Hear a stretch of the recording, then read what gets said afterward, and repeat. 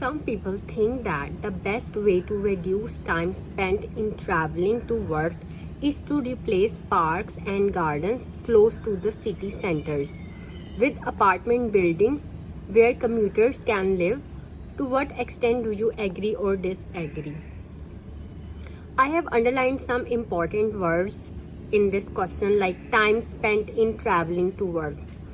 While paraphrasing in introduction, you can write commuting time to workplace instead of writing time spent in traveling to workplace.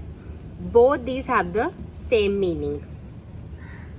So here it is time spent in traveling to work, and instead of writing traveling, I have written commuting time to workplace. And for parks and gardens close to the city centers, I have written parks and gardens in proximity to the city centers. These two have the same meaning, but these are there are different words. This is paraphrasing. So you have to paraphrase your question in order to get good band scores. And for example, here I have added ing with replace and replacing parks with apartment buildings. This shows the examiner that you have a range of vocabulary. So look at the introduction. To reduce the commuting time to workplace, some people consider that parks and gardens in proximity to the city centers should be converted into apartments. I believe that such a change would not reduce the traveling time and on the contrary would create more problems. So I disagree with this statement. Now look at the first body paragraph. There are many reasons why I believe that replacing parks with apartment buildings would not reduce the traveling time. Firstly, so this is my first reason, the main reason for long traveling times is not the long distances but actually traffic congestion. This is due to increasing number of cars on the road and building apartments near the city centers would worsen the situation by adding even more cars on the roads.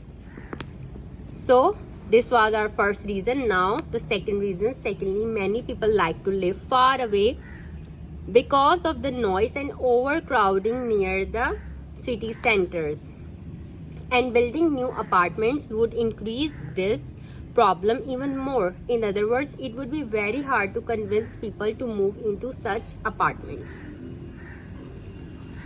Now our second body paragraph. These are more reasons. Moreover, taking such a drastic step would bring its own set of problems. To begin with, the abundance of buildings made up of asphalt and concrete in cities create the urban heat island effect. This makes urban neighborhoods noticeably warmer than other nearby areas. Additionally, removing trees in parks and gardens would add to air pollution, which can increase the risk of certain cancers and have adverse effects on children, the elderly, and anyone with underlying respiratory problems. The lack of parks and gardens would further exacerbate such problems.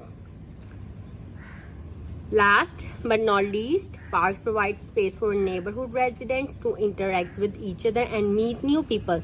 They are also great spaces for events and for people to engage in recreational activities. This allows people to develop a sense of community. Hence, converting parks into apartments would adversely impact people's quality of life and their sense of community.